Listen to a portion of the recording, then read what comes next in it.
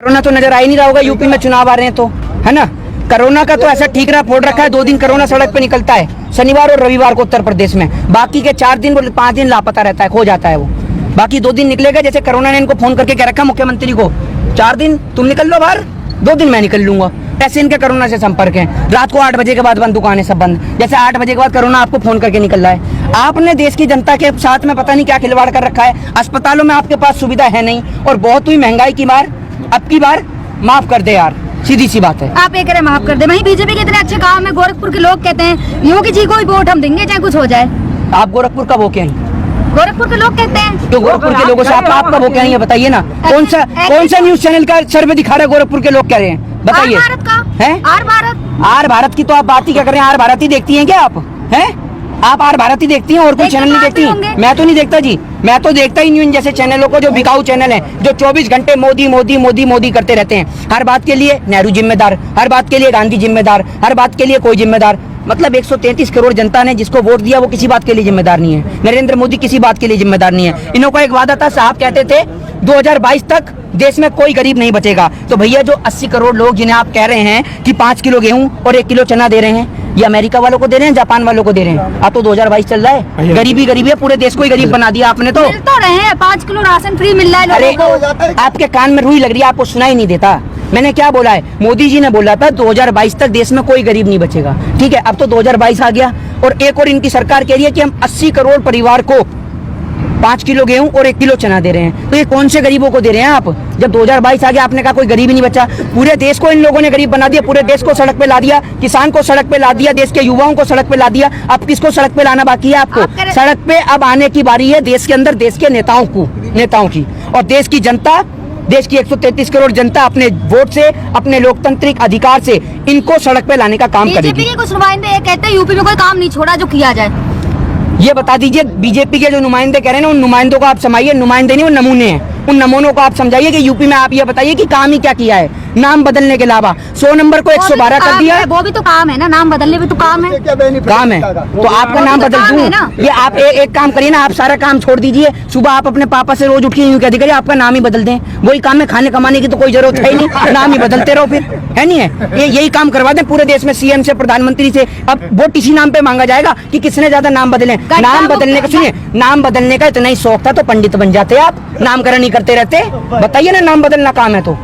गड्ढा मुक्त सड़कें दे दी हैं आपको। गड्ढा मुक्त सड़कें नहीं, गड्ढे में ही सड़कें दे दी हैं। सड़कें तो नजर ही नहीं आती, गड्ढे ही गड्ढे नजर आते हैं। अब पहले ये था बनारस जाने के लिए आप ये समझिए गाड़ी की, बाइक की जरूरत पड़ती थी। अब बनारस जाने के लिए नाव की जरूरत है। 4 पानी की बाल्टी गिर जाए तो बाढ़ आ जाती है बनारस में। ये है मोदी जी की स्मार्ट सिटी, आप जाकर देखिए। भाई मोदी जी बनारस में गए थे रैली में, उन्होंने कहा फिर गंगा माँ ने मुझे बुलाया है। आपको कोई नहीं बुला रहा, कोई नहीं बुला रहा आपको देश में। आप तो माफ कर दीजिए, कभी कहते हैं माँ गंगा बुला रही हैं, कभी कहते हैं माँ जमुना बुला रही हैं, कभी माँ गोदावरी बुला रही हैं, कभी माँ सरस्वती बुला रही हैं। आपको कोई नहीं बुला रहा। आपको गुजरात में बहन जसोदा बुला रही हैं, आप वहाँ जाइए। कोई नहीं बुला रहा आपको देश में। पर्सनल कमेंट कैसे कर सकते हैं? किस पे? प्रधानमंत्री जी। आप जब देश के किसान पे पर्सनल कमेंट कर रहे हैं, आतंकवादी हैं, ये टेररिस्ट हैं, ये मवाली हैं, आपका एक बताइए इन्होंने कहाँ हमला करा? आप कैसे ना आतंकवादी कह सकते हैं? आर्टिकल 19 इस देश के अंदर, इस देश की डेमोक्रेसी में आजादी देता है सभी लोगों को शांतिपूर्ण तरीके से प्रोटेस्ट करने की। आप कैसे ना मवाली बता सकते हैं, कैसे ना आतंकवादी बता सकते हैं? सुनिए, जब इस देश का लोकतंत्र, जब इस देश का संविधान किसी को अधिकार नहीं देता, आजादी नहीं देता नेताओं के खिलाफ गलत टिप्पणी करने के लिए, तो मेरे ख्याल से इस देश का संविधान, इस देश का लोकतंत्र ये भी आजादी नहीं देता कि देश के नेता इस देश की जनता को लेकर कोई भी गलत तरीके की टिप्पणी करें। आपसे एक क्वेश्चन पूछना चाहूंगी, अगर बीजेपी नहीं आती है यूपी में तो कोई तो ऐसी पार्टी होगी ना जो आएगी? आ जाएगी जो पार्टी, जिसको किसान वोट देगा वो अपने आप आ जाएगी। जनता जिसको वोट देगा। तो विपक्ष मजबूत है कहाँ? जहाँ पहले महंगाई बढ़ती थी वहीं विपक्ष सामने आता। आप तो कलकत्ता में भी कह रहे थे विपक्ष है ही नहीं। आप तो कलकत्ता में भी कह रहे थे विपक्ष नहीं है। वहाँ की बात मत कीजिए, वहाँ उनकी सरकार। हाँ, वहाँ की बात मत करिए, वहाँ मोदी जी हार गए आपके, है ना। वहाँ की बात मत करिए, वहाँ आपके मोदी जी हार गए, इसलिए वहाँ की बात मत करिए। राजस्थान की बात मत करिए। यूपी बड़ा है, हाँ। बाकी पश्चिम बंगाल तो जरा सा है ना, दिखाई भी नहीं देता नक्शे में, है ना। वहाँ की बात मत करिए आप, बोलिए आप क्यों नहीं करते आप वहाँ की बात? और यूपी में वहाँ पे जाति फर्क है ना, होते ना, यहाँ होते हैं। अच्छा, वहाँ जातिवाद के वोट नहीं रहते? मोदी जी बोलते थे वहाँ जातिवाद का कोई वोट नहीं है। वहाँ होते नहीं है ना, यहाँ क्या नहीं होते? वहाँ तो बता रहे थे हिंदू खतरे में। हिंदू मुस्लिम चलता है ना, यूपी में तो हिंदू मुस्लिम चलता है। कैसे चलता है हिंदू मुस्लिम? इस देश की जनता समझदार नहीं है। इस देश की जनता बखूबी और बतौर रूप से समझ चुकी है कि इस देश के नेता आपको और हमें लड़ाने का काम करते हैं हिंदू और मुस्लिम के नाम पे। बाकी इनकी पार्टी में नेता मुस्लिम भी हैं, इनकी पार्टी के नेताओं को दामाद भी मुस्लिम आपको चाहिए, क्या लगता है? बाकी देश को हिंदू और मुस्लिम के नाम पर लड़ाने का काम आपको करते क्या हैं। लगता है इस बार यूपी चुनाव के मुद्दे क्या होंगे? यूपी चुनाव के मुद्दे बस यही होंगे, किसानों का मुद्दा होगा। बाकी उत्तर प्रदेश के मुख्यमंत्री डिसाइड कर लें कि गोरखपुर रहना है या वापस मठ में जाना चाहेंगे, यही मुद्दा है। किसानी है यूपी चुनाव का, और मुद्दे नहीं है। विकास नहीं चाहिए आपको, शिक्षा कौन सा नहीं चाहिए। विकास तो जब करेंगे जब खाने को रोटी होगी देश में, जब अनाज उगाने वाला सड़क पे, तो विकास कहाँ से करेंगे? आपको एक बात बताइए, आपको खाली शौचालय बनाकर दे दिया इन्होंने, जब खाने को पेट में रोटी नहीं तो खाली शौचालय में ही बैठी रहेंगी? ये बताइए ना आप, कुछ काम भी तो करें, पहले खाने को अनाज होना चाहिए। तो किसान के ऊपर बात होगी, यही सबसे बड़ा अहम मुद्दा है। उसके बाद में शिक्षा, स्वास्थ्य और बेरोजगारी। अभी तो मोदी जी इतना तारीफ करता है ये योगी जी। हाँ, आपकी भी तो तारीफ करते हैं मोदी जी, आप ही लोग सुनते हैं मोदी जी की तारीफ, और मोदी जी आप ही की तारीफ सुनाते हैं, क्योंकि आप लोगों का तो काम ही यही है मोदी जी को सुनना 24 घंटे। किसान को आप सुनते नहीं, किसान को लेकर तो आप कहते हैं मेरे को सुनाई नहीं दे रहा। तो आप पतंजलि की कान में आई ड्रॉप डालिए और सुनिए बखूबी तौर पर किसान की आवाज को। आंख से आपको दिखाई नहीं देता किसान बैठा हुआ? अब इतने उद्घाटन करता है मोदी जी। हाँ, मुझे दिखाई नहीं देता ना, क्योंकि मैंने पतंजलि की आई ड्रॉप नहीं डाली, आपने डाली है पतंजलि की आई ड्रॉप, तभी आपकी भी 1.25 से पूरी 2 आंख हो गई। मुझे तो दिखाई नहीं दे रहा, किसान बैठो, हमें तो दिखाई नहीं। हम किसान के पक्ष में बोले तो आप तो मैं अंधा साबित करेंगे ही। नहीं मतलब आपको दिखा, वो इतने उद्घाटन करके है अभी इतने। कौन सा उद्घाटन कर रहे हैं? मोदी जी अभी गए बनारस, कितने सारे उद्घाटन करके। मोदी जी ने जो वो उद्घाटन करके आए हैं बनारस में, जो वो उन्होंने स्टेडियम बनाया, एक बात बताइए, वो स्टेडियम से गरीब जनता को क्या फायदा?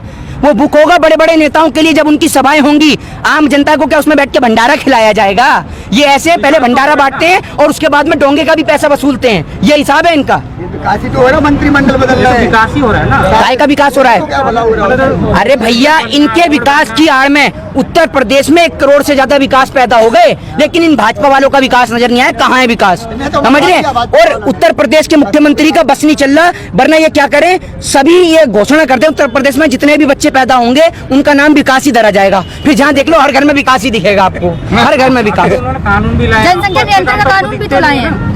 जनसंख्या नियंत्रण का कानून भी तो आ रहा है। जनसंख्या नियंत्रण कानून पे आपके पास क्या स्टडी है?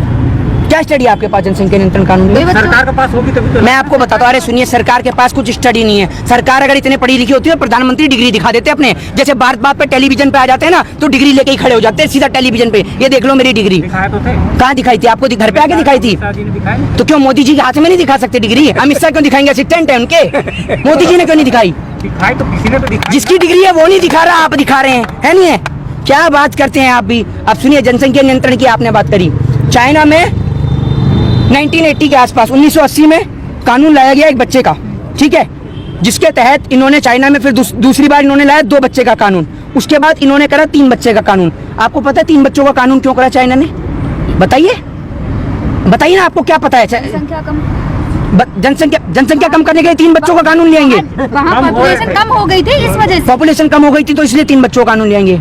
इसीलिए कहता हूँ, सरकार को सुनने से बेहतर है थोड़ा सा पढ़िए, देश के स्तर को रीड करिए, आप देश में क्या चल रहा है, जनसंख्या कानून है उसको भी रीड करिए।